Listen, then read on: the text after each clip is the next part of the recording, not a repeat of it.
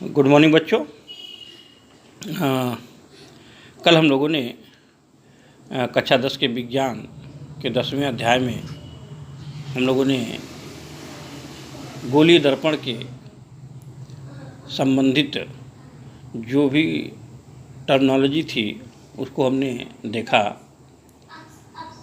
उसी टर्मिनोलॉजी में एक और टर्मिनोलॉजी आती है जिसको हम कहते हैं फोकस। तो गोलीय दर्पण का फोकस, गोलीय दर्पण का फोकस। अब दर्पण दो हैं। पहला है अवतल दर्पण और दूसरा होता है उत्तल दर्पण। तो फोकस किसे कहेंगे? अब जैसे ये मान लीजिए ये आपका अवतल दर्पण है। अब अवतल दर्पण में आपको बताया हमने है कि उसके केंद्र बिंदु से वक्रता केंद्र से ध्रुव तक, ध्रुव से होती हुई सीधी रेखा जो खींची जाती है वही होती है आपकी मुख्य अक्ष। तो इसमें देखा गया है कि जो मुख्य अक्ष के समांतर किरणें आपतित होती हैं तो वह जो है परावर्तन के पश्चात मुख्य अक्ष के जिस बिंदु से होकर गुजरती हैं उस बिंदु को हम लोग कहते हैं अवतल दर्पण का मुख्य फोकस। अब जैसे यहाँ से भी एक किरण गुजार दें, ये पैरेलल जा रही है, तो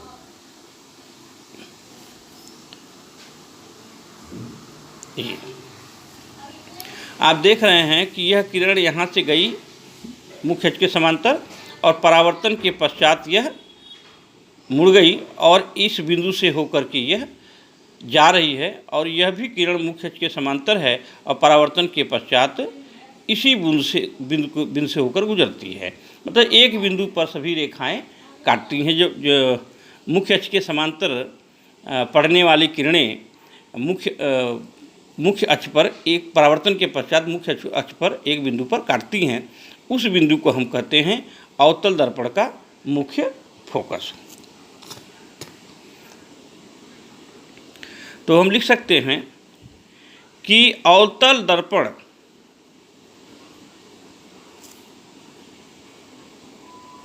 दर्पण के मुख्य अक्ष के समांतर आपतित किरणें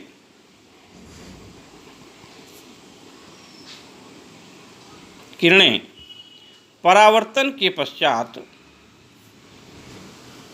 के बाद मुख्य अक्ष के जिस बिंदु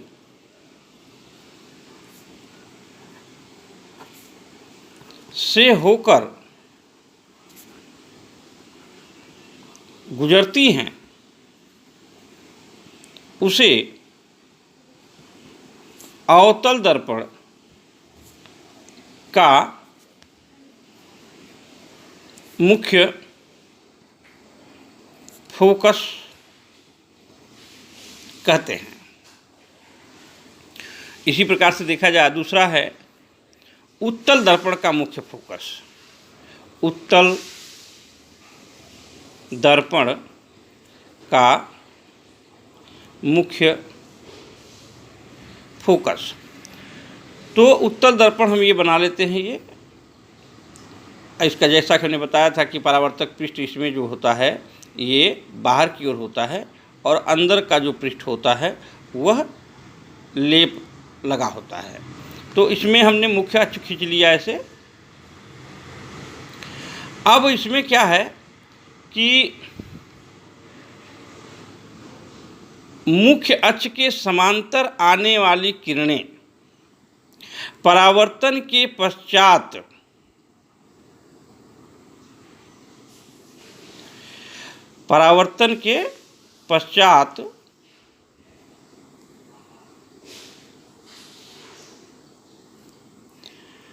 मुख्य अक्ष के जिस बिंदु से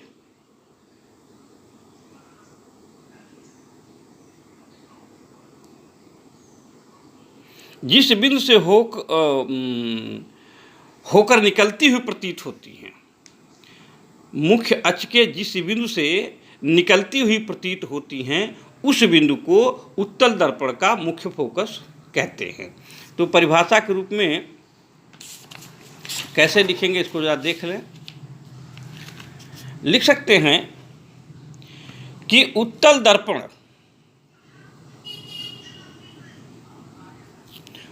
दर्पण के मुख्य अक्ष के समांतर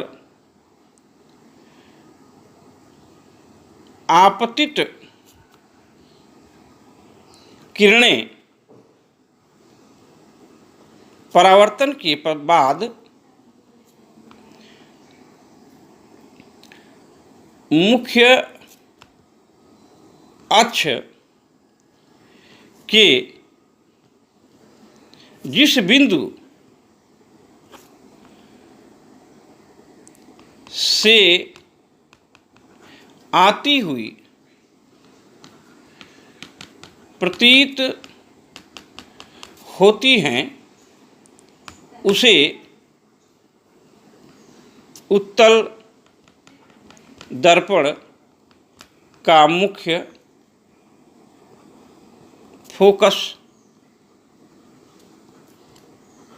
कहते हैं। अब आ जाइए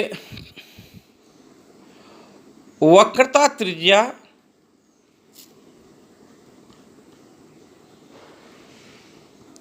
और फोकस दूरी। तो सबसे पहले हम जान लेते हैं कि फोकस दूरी क्या है। फोकस दूरी तो वक्रता केंद्र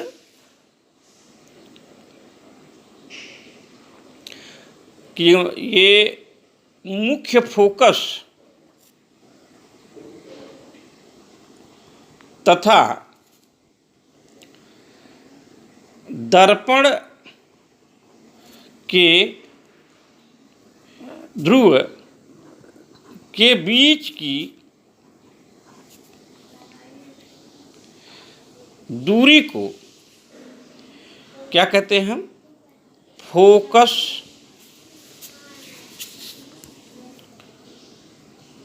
दूरी कहते हैं। इसे स्मॉल एफ से दिखाते हैं। तो अब आइए वक्रता त्रिज्या